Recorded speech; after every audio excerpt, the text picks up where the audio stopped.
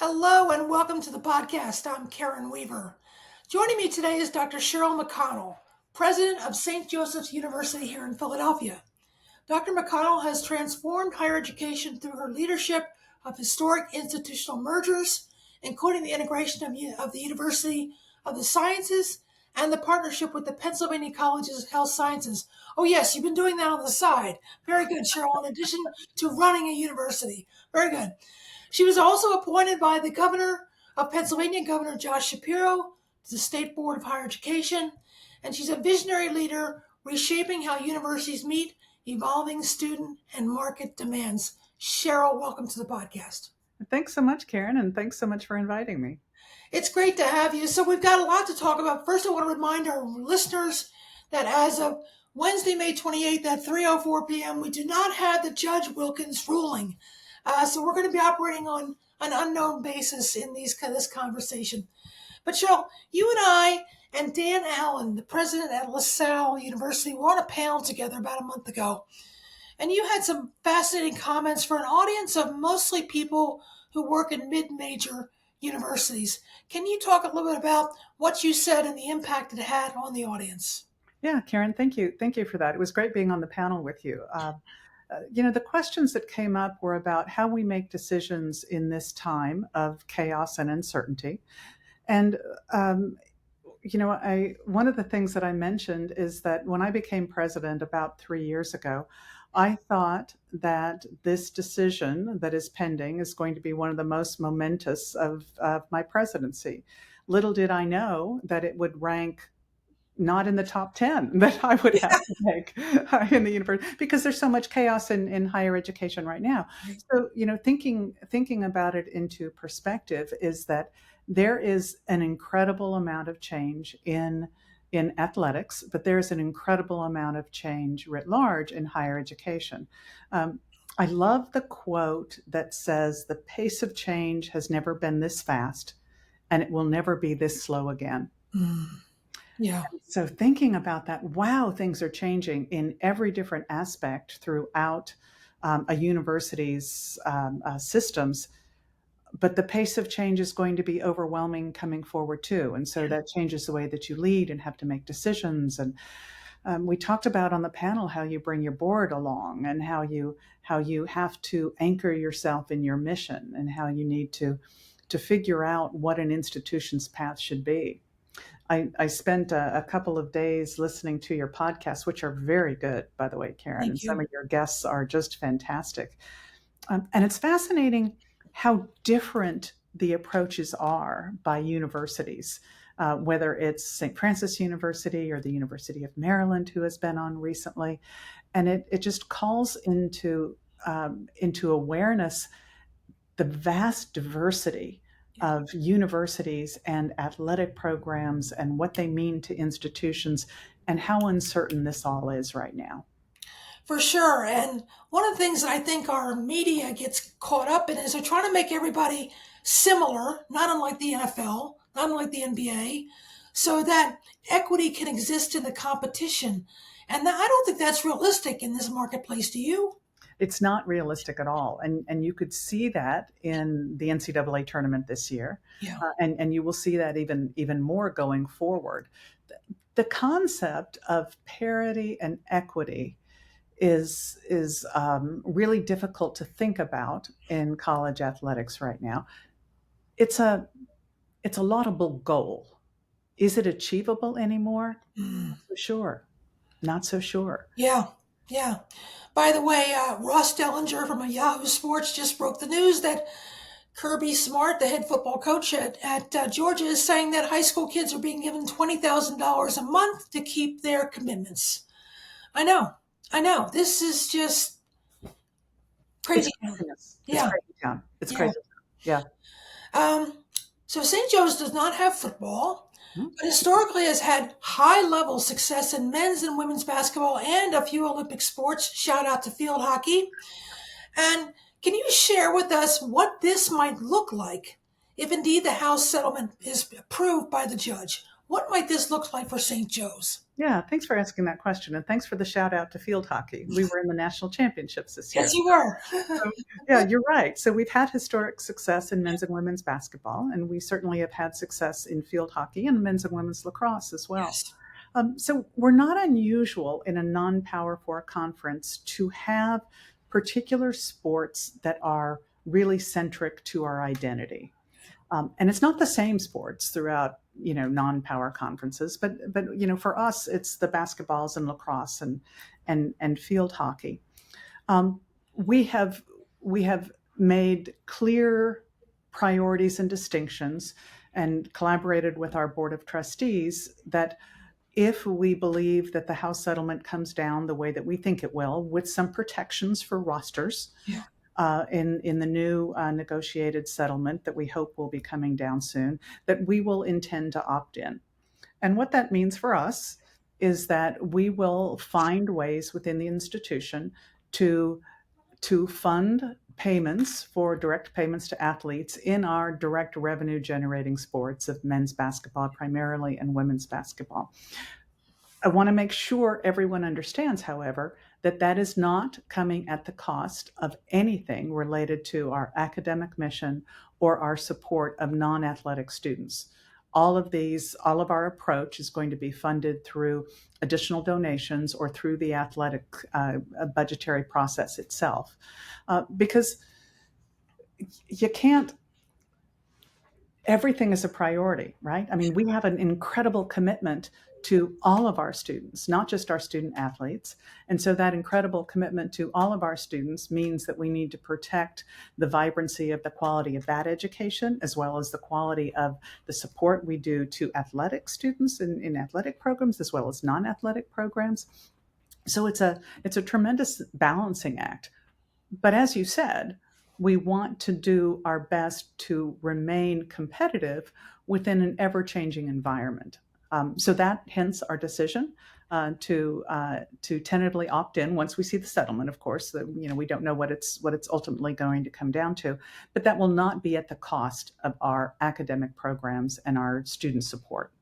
I have heard some presidents in private say that they intend to be competitive against the top schools. They may not be in the top conferences, but they are going to ask deans to give money back to the athletic department so they can be so.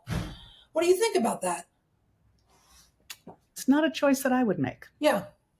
Yeah, I can tell you that's not a choice that I would make. It's it goes back to how you make decisions, and those decisions should be mission focused. I tell my colleagues a lot that we're not leading and making decisions right now through a crisis. We're leading and managing through chaos. And what that means is that that's coming from all sides. You don't have a common enemy where you can focus it. I mean, there is athletics, there is immigration and international students. There's attacks on diversity and belonging. There's attacks on research. So it's coming from all sides. So if it was a crisis in one area, you could marshal and you could figure out how to do it within that one area. But boy, this is chaos. And so you have to be strong and steady on your mission in a time of chaos. And you have to make sure that your entire institution knows what you are prioritizing. And we are prioritizing the quality of education and the quality of student experience. And that doesn't come, so I can't then allocate more dollars to athletics at the cost of the core mission of our university, which is also under attack. Yeah. Yeah. And St. Joseph's unique in that you've added 2 new campuses to your academic portfolio. Right. Talk to us a little bit about that, why those 2 schools were added, that type of thing. Yeah, I mean, it's long been a strategic priority for us to add academic programs that were in demand. Yeah. So historically, St. Joseph's University has had business, arts and sciences, and education. We didn't have a robust portfolio in health sciences and in the health professions. And these 2 acquisitions allowed us to do that.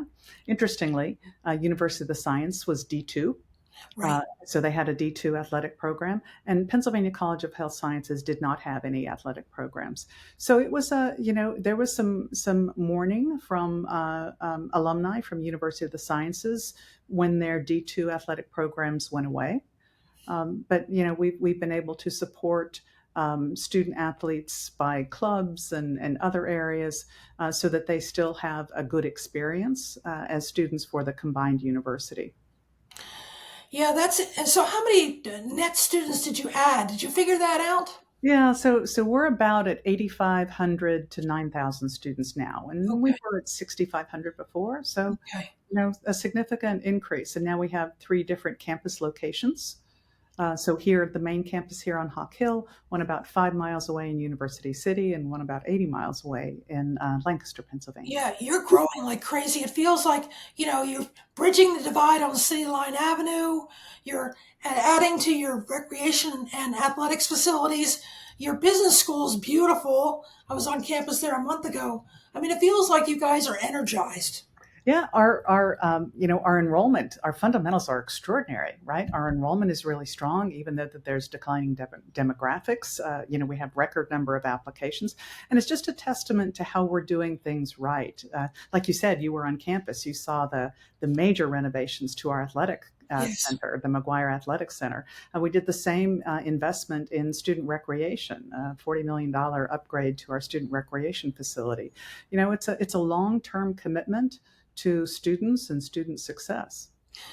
Yeah, it's pretty impressive. One of the things that I'm trying to wrestle with in writing my book for college presidents about college athletics is the critical relationship with presidents and their boards.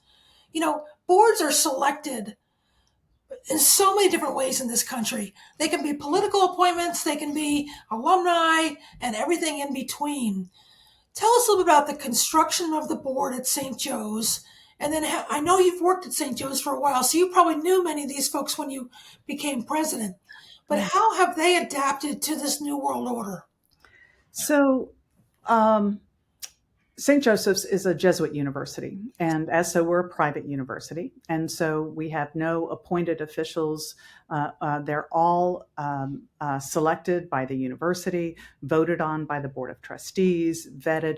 I would say the majority of ours are alumni, but not all of them are alumni. They share, of course, a fiduciary responsibility to the university, but they don't get involved in the day-to-day decision-making and authority. We have committees of the board, like all other universities do.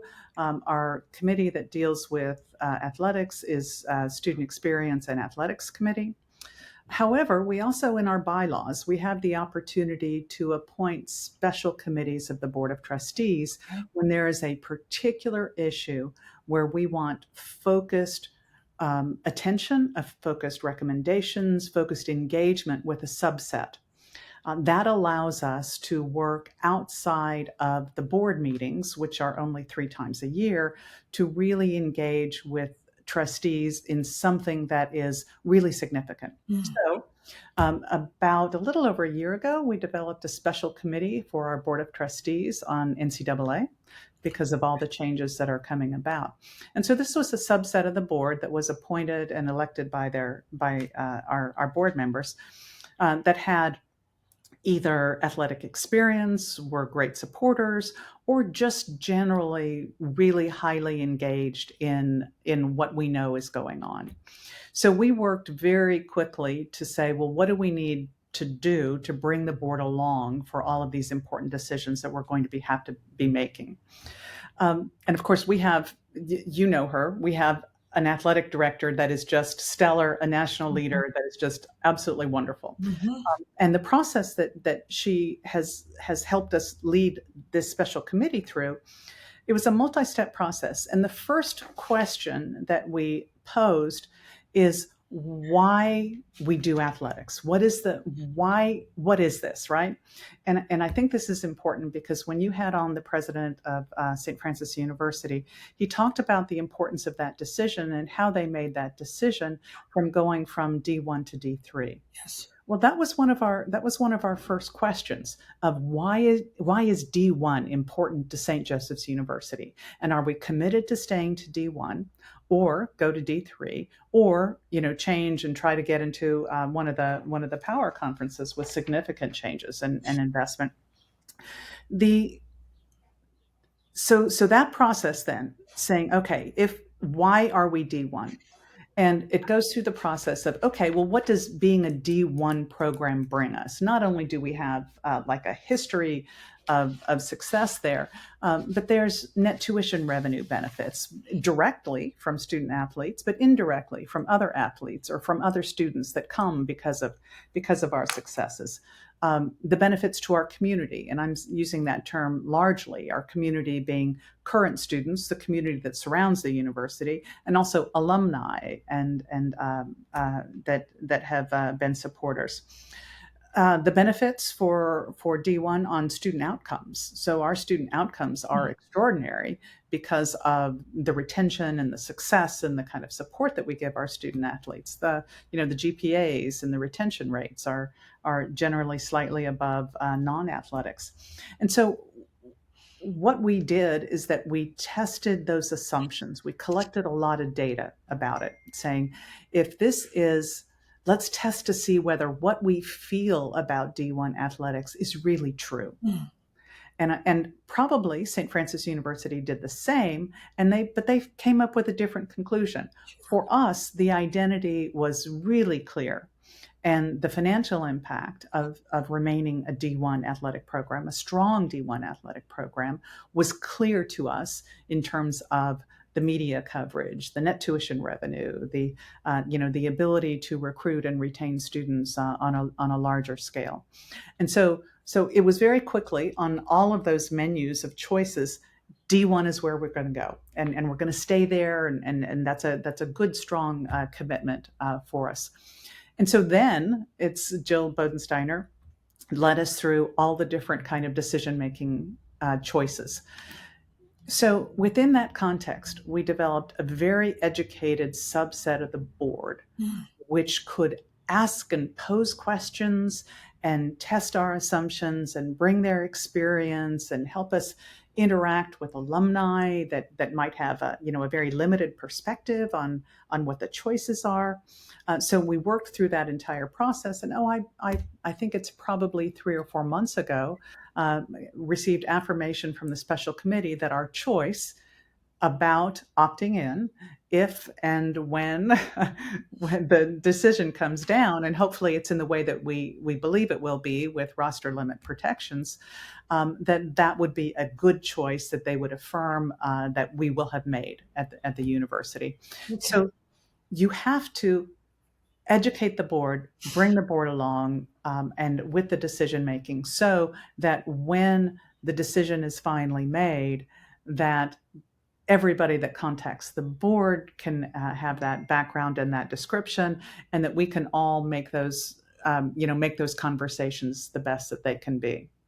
One thing too, Karen, is that these decisions, they're so complicated. Yes. That when you reduce them to an email or a social media post, it totally hits the wrong note. So one of the things that we've done is that we are talking about this decision with our university community. And I'm saying talking with, not talking at, okay. Not sending emails to. So that our governance committees here at the university, we're having conversations with them to help them understand the nature of the decision making and why we're deciding, and then listening to their concerns about how the communication gets rolled out. That's fascinating. How long was this process? Did you say a year, 2 years? Over a year. It's been over a year. Okay. Yeah. And it went way back before the settlement even had all of its context, and it was about the Johnson case as well, and bringing them through all the complicated things within NCAA. And just for my listeners, the Johnson case is still out there. It's a Fair Labor Standards Act case where potentially athletes could be deemed work-study employees. So that's a whole nother dynamic in all of this. I think I'm safe to say that even if the settlement comes through, there are still going to be more lawsuits, right? There's still going to be a lot of Title IX challenges. There are going to be eligibility challenges. How do you view that? There's conflict is inevitable, Yeah. right? And lawsuits are inevitable, and that's one thing that you have to know as a university president is that lawsuits come all the time, particularly related to NCAA. One of the reasons why we are likely to make the decision to opt in is to try to take some of the uncertainty off the table in terms of litigation. However, it's like you said, it's not a defense. There are other lawsuits out there that didn't join House. There's other lawsuits related to employment that are out there. It's just the wild, wild west. We talk about making decisions in a heavy fog. Well, here's the reality. There's 100% probability of continued fog. So Yes. I agree with that. That's true. That's true.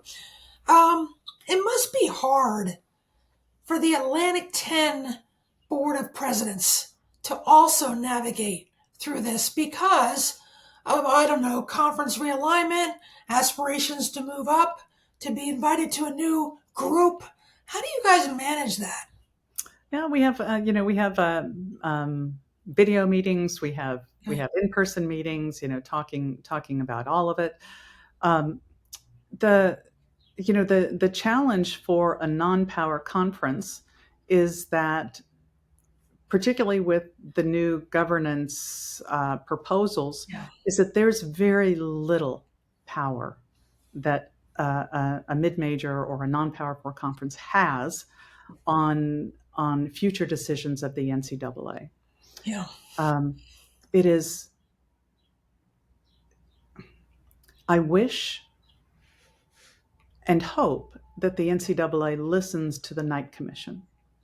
The Knight Commission has made some very specific recommendations, even as of this week, related to independent appointments to NCAA governance boards, because every institution, so we know that if the changes go through, the power conferences will have ultimate authority in decision making, and the non-power conferences really, if all the power conferences are aligned, we are just brought along. So without some independent brokers that can say, look, we understand power conference, you're voting for your own self-interests, but these other people you're bringing them along, and where's the balance here? Where's the 300 non-power, conference universities? Where's their say in this?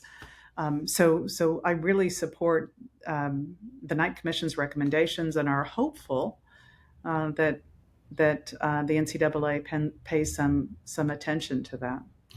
There seems to be, I guess, inevitability around the Power Four conferences doing what's best for them, whether it comes to the college football playoff, whether it comes to seeding during the year, even when it comes to March Madness. How can conferences like the Atlantic 10 try to push back against that narrative?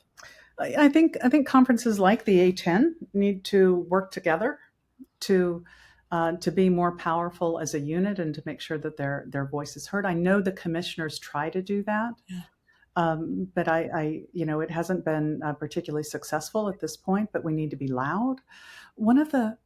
Karen, one of the things that I talk to our community about all the time is that all this craziness exists within men's basketball, women's basketball to some extent, and football. Yeah. So for St. Joe's, we have approximately 500 student athletes. Well, that group for us is only 30 athletes. So, we're serving 470 student athletes that are not in these the madness within the amount of direct pay, and boy, we're serving them well, right? Yeah, we're serving them really well, and that needs to be preserved. I don't want to sound like one of those crazy old people with their knee socks pulled up high, wishing for a wishing for a time that never will be again. Um, but something about that needs to be preserved. Yeah. And we can't lose sight of the beautiful leadership development that we do for the student athletes that are not caught up in all of this, because that's beautiful, right? And that's so mission based for an institution like St. Joe's. We talk about our mission is personal excellence, professional success, and engaged citizenship. All of that happens in athletics as well Yeah. as in the other areas. I think you're also blessed because in Jill, you have a real alignment with her leadership style. Yeah. And I look at the benefits that that's had with all 500 athletes, with your board. How many presidents would trust their athletic director to come in and just sort of lay out the pros and cons? This is where we are, and not think that an athletic director might skew it in his or her own interests. So here's Yeah, here's something that I think is important that we do that other universities that are similar to St. Joe's should do, and I think not all do. Um, our athletic director reports directly to me, as is usual, but Jill's also on my cabinet. Right? So she's a vice president and our director of athletics. And so she is an integral part of the entire cabinet, of the decision making that goes on for the institution at large. So she understands the importance of athletics, but she also understands everything else that we're trying to do at the university and how it all has to fit together. In some universities, the athletics director is not part of the cabinet, and so he or she would not be in those discussions and maybe then seen as not being trusted to represent the university as a whole. So Jill Bodensteiner can go into our Board of Trustees meetings and represent athletics, but also put it into the context of the greater university mission. That's something that's really important, and it's something that comes because of our trust in her leadership and also her positioning as a key cabinet member. yeah, yeah. One of the things that I've heard other members of a president's cabinet who are not athletic directors, student affairs, finance officers, development, they sometimes will say, well, I just defer to whatever the athletic director thinks is best. How do you address that as a president when knowingly you probably need every voice at the table? Yeah. So one of the things that we've worked on really hard in the last 3 years is an open dialogue within cabinet, so that individuals can express, ask questions, have honest discussions, broad discussions. So that's quite unusual in a president's cabinet because very often people stay in their lanes. That's right. But if we just stay in our lanes, we don't have the broad perspectives that we need to make the best decisions. And so I encourage that kind of interaction within my cabinet, and I have to model that myself. Mm. And so I have to have very, very inclusive discussions and test assumptions, and we should be free to test each other and to understand that the most important thing is always what's best for the university as a whole. Yeah, yeah. That models a very inclusive leadership culture, and I applaud you for that. Well, Um, Jill's a poster child for that. Yeah. yes, she is. Um, let's talk about Cinderella. Normally, that's a fun term that we throw around during March Madness. Is Cinderella dead? Uh, she's on her last legs. So obviously in March Madness this year, it changed dramatically. Yeah, Most people that I talk with think it's likely that's the future. None of us have a crystal ball to see what an expansion of the tournament might look like, whether it's play-in games or whether it just really totally limits Cinderella moving forward. I think that's one of the beauty in March Madness. I wish I could tell you with the crystal ball where this is all going in 5 years. Yeah, I don't know. I don't know. And for university presidents, we have to make decisions in what's unknown and essentially what's unknowable. yeah, And so you have to navigate as much as you can through the fog to what you can see and what you can anticipate and what you think is coming and make those best decisions. Because if you bet that one particular model of the future is going to happen and you're wrong, that's a bet that really can jeopardize the entire university. Yeah. This is your first presidency, right? It is, yes. How have you adjusted from being a campus leader, provost, to leading with the entire campus vision in mind? Yeah, so, I'm a traditional academic. So I started as faculty member, department chair, division chair, program director, associate dean, dean, associate provost, provost. Wow. So, moving on up. And at each one of those levels, you gain a larger perspective of the university and the university as a whole. So when our former president left, I was installed as interim president. And about 6 months in, I recognized that I didn't want anybody else to run the university. I wanted to do that because I thought that I was the best person to do so. So it's just it's a gradual evolution. But it's that university perspective that you get as you grow in your leadership abilities. One of the things that I always tell people is that when you have opportunities and it's handed to you or offered you, you say yes. Just say yes, right? Say yes and then figure it out.